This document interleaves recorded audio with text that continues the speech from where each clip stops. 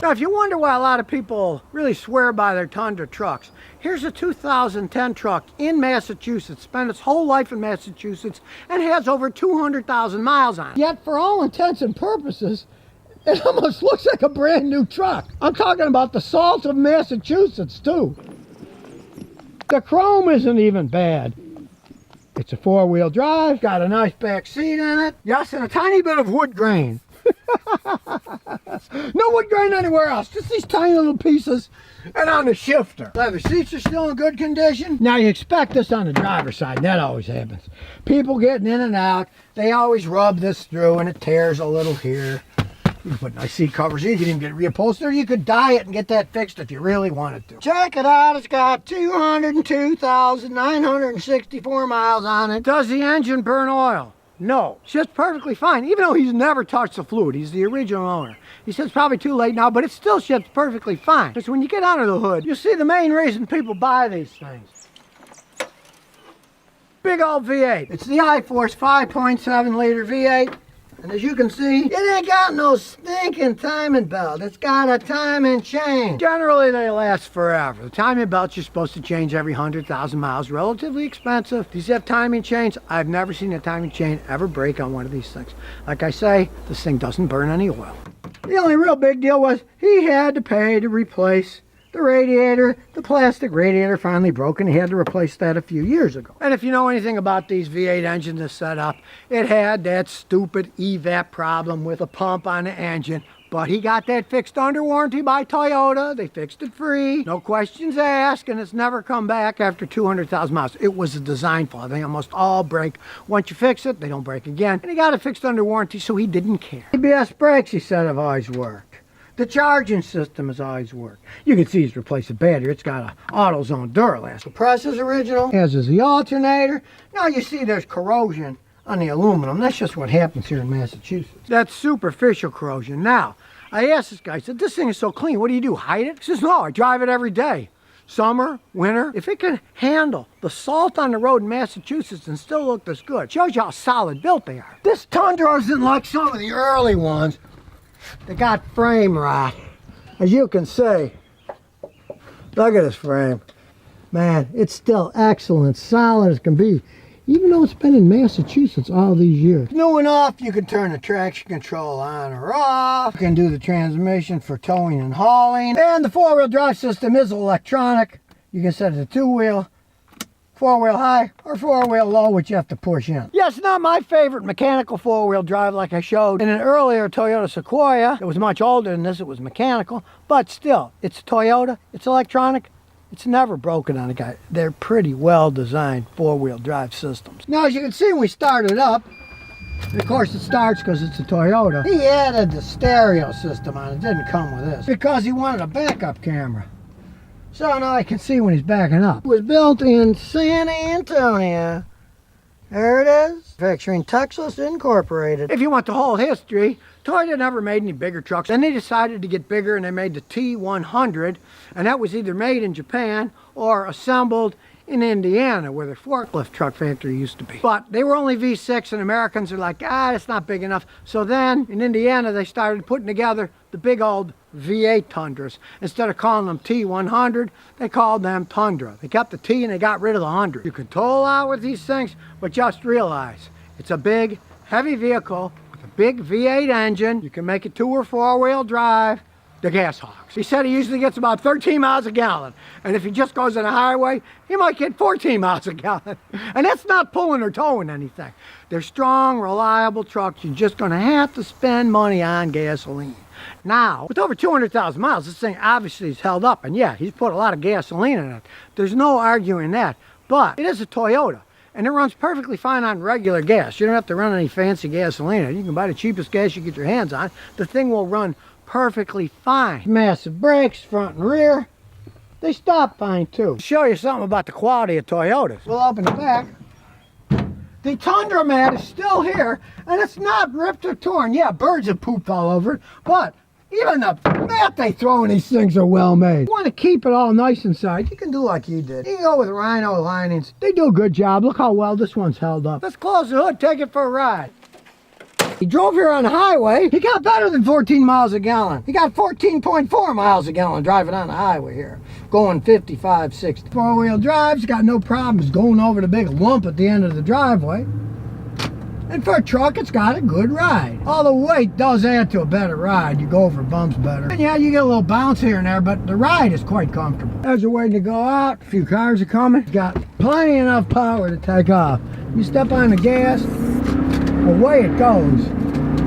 This engine's got power up the wazoo. And that's why I like this V8 engine. And I'm not a fan of the new Tundras with a turbo V6. Even with Toyota, I'd kind of wonder about going from a strong V8 that can run forever to a V6. And look, they've had turbo problems and other problems already. I would personally not buy one. I would want an older one like this that's got a V8 engine. Got plenty of horsepower, torque, passing, and has a history of extreme long life. I have seen these things with 500,000 miles on them tow over 15,000 pounds. Now, they don't rate them for that, but they can pull a lot more than what they're rated for. Now, if this was mine, but it isn't, I'd be driving it in these fields here, seeing how it would fly through the furrows.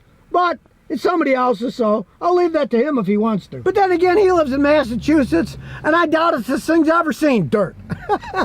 With that big old V8 engine, hey, it idles like a dream. No shakes, no nothing. And when you take off, like I said, step on the gas, it gets up and goes. Still shifts like a dream, too. As you can see, he's making sure God is on his side, too. He's not taking any chances. But you really aren't taking any chances if you buy a Toyota Tundra, really. Especially like him, if you buy it new. Even used, they're pretty bulletproof, but buying a new one. Other than, like I say, I'm not a fan of those V6 twin turbos that they have. Not a fan at all. There's no way they can beat these old V8s that can run forever. And obviously, they're building them fine in Texas, just like they did at Indiana. Hey, look at this thing. It's 13 years old. You'd think it just came off the showroom floor. And this is one that's been driven every day of its life in Massachusetts, summer, winter, salt, rain, you name it. They certainly got the quality control in San Antonio down pat. That's where they make all of them now. They make the Sequoias there too. They don't sell that many Sequoias. They sell a lot more of these. If you're looking for a big truck that can last forever, listen to me, get one of these Tundras. Just as I said, I'd stay away from those new twin turbo V6s till they get a chance to prove themselves. Let's see. Are you going to see a bunch of them that can go 400,000 or 500,000 miles without burning oil, being able to pull loads and stuff? And me, the verdict's out with me on that one. I like these old V8s. Here we have the brand new Toyota Tundra with the V6 turbo instead of the V8 engine. I'm going to tell you the truth about it. Now, he loves the look of the truck. It's the full-size Toyota truck. And he got the TRD 4x4 off-road. Beautiful wheels. He's got a lot of water in here. The man's thirsty. That's because he runs a barbecue. See all that charcoal? He uses that stuff up. Now, everybody knows throughout history the Tundras have been insanely long-lasting trucks, but this is kind of a controversial one because it doesn't have the V8 under the hood. As you take off the goofy top, you can see it's a twin turbo. Got a turbo on each side, and it puts out 389 horsepower. So that's 8 horsepower more than the V8 that it replaced. And in terms of torque, the V8 has 401 pound-feet of torque, but this V6 has 479 pound-feet of torque. It's got more torque. On paper, seems like it's got a lot of power. The biggest problem the Tundras always have were they were gas hogs. Now you take my grandson's Tundra. It's the 5.7 liter V8 engine. If he drives it normal, he gets about 10 miles a gallon. So far, the owner of this gets 14 to 15 miles a gallon. It's averaged to get somewhat higher, but of course, a lot of times those are fantasy figures. Now this is four-wheel drive and it's rated at overall 21. He's getting between 14 and 15. That's quite a big difference. Now, it's better than the 10, yes. Still not great, but it's a big truck. What do you expect? It's got all kinds of technology in it with Toyota's new engine systems. Now, I do have to say, Toyota engineers are pretty good. As you can see here, you've got coolant for the engine, but also coolant for the intercooler for the turbo. It's more efficient. You can't expect about 15 miles a gallon. It was rated at 21, so that's kind of a disappointment. And that's not with him towing a bunch of stuff either. Now, he does have a gigantic trailer that he brings his taco business on when he goes to special events. I can't wait to see what kind of gas mileage he gets when he tows that with this. That'll be interesting. He hasn't done that yet, so I can't give those figures out. But normal driving, 15 is a lot lower than the rated 21. Now, I've seen some of these V6 engines from Toyota make noise. They didn't build them right. But this one, let's listen to it. That's a cold startup, and really, once it warms up off the cold start, it makes a little noise. Nothing outrageous, but even sitting here, it makes quite a bit more noise than the V8s did. It's not as quiet. Mind you, that's with the hood open, and really now, you don't hear anything at all. Now it's a V6, but it's not going to be shaky probably at all. As you can see, it's not shaking at all. And he's been driving it conservatively, and you can see here, he's getting 14.5 miles a gallon here, which isn't average, but that's well below. They rated at 21 miles a gallon. So don't be fooled by a lot of these figures. Now, when it came to price, he paid list price. They did not mark it up. I've seen people mark these things up a ton. He said he saw one at Carvana. They wanted 75 grand for it. And his cash price, as you can see, was $61,940. That's a real price. That's not, you know, the lowest end vehicle where they advertise, oh, it's only $39,000. Forget all that crap. You want a nice truck. And I do have to say, the Hopkinsville Toyota dealers were fair with him because this only had cloth seats and he didn't like it, so they put leather seats and everything in. And they didn't charge him anything extra for it. Most places are going to hit you for everything. But then again, it's Hopkinsville, Kentucky. You get in more rural areas, generally the dealers will treat you better because they've got a smaller market. In the big city, they can rip everybody off. But in smaller places, if they get a bad reputation, that's going to be it for their business. So a lot of times it pays to go out. I remember people in Houston, they used to drive way up north of town, go to Conroe, Texas, buy vehicles there, and they'd save thousands. Now you can see it's got excellent backup camera. It flickers because I'm shooting it with a camera, but it doesn't flicker for your eyes. You can turn the traction control on or off. Look at the space in the back. There's a lot of room in these things. And it's all electronic four-wheel drive, so you can go two-wheel high, four-wheel low. That's it. We are talking really simple. And the dash tells you what's happening. If you forget, gee, I wonder if I'm in four high, or I wonder if I'm in four low, or I wonder if I'm just two-wheel drive. Of course, it's got various drive modes, normal, tow, mountains, crawl, if you want to do some rock crawling. And check out the center console. Man, there's all kinds of room. And there's also all kinds of charging. And this isn't just some basic rear window here. Check it out. Not just a little piece. The whole window opens up and then closes. Not just a slide. Much more impressive. Not a fan favorite for me, but you got no choice. Got electric parking brake. That's just how they're all going. You'll hear that if you idle too long, you don't want to damage the car. So it warns you, if you idle for an hour, it'll shut itself off. You can bypass it by pushing a button too, but not a bad idea. Turbos aren't made for just sitting and idling forever. This is a brand new truck. As you can see, it's only got 597 miles on it. He has had no problems yet. Now, the early ones had problems with turbochargers, right? But this is a brand new one. He just got it. It's got 597 miles. We'll see if Toyota has fixed those problems as time goes on. He lives 3 blocks down the street, and I eat at his taco stand all the time, so I'd keep asking him, okay, what's happening? Are you having any problems with it? I'm assuming Toyota fixed that problem. We'll find out over time, and if it does, believe me, he'll tell me, and I will tell everyone else. So let's take it for a spin. Now, it's a big truck, high up in the air. Does have a smooth ride, smooth shifting. You certainly feel like a king of the road driving this thing around. Crisp handling for a pickup truck. We'll take it out to our little drag strip here. And we'll see what this 389 horsepower can do on a straight road and normal driving. Here we go.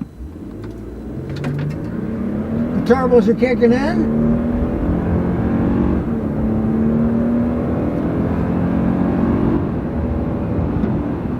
It's got plenty of acceleration. Although I do have to say the shifts, they weren't that smooth.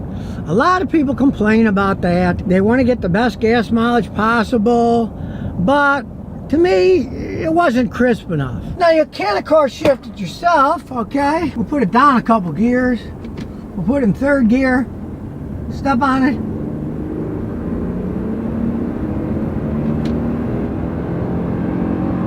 That's quite a bit better. So really, if you want to drive like a maniac, shift it manually. As you can see, we're now in 10th gear. You got 10 gears you can mess with, up or down. So realizing it's got a 10-speed transmission, but it's still only averaging 21, to me that's kind of a disappointment because I've driven big Fords that had 10-speed transmissions.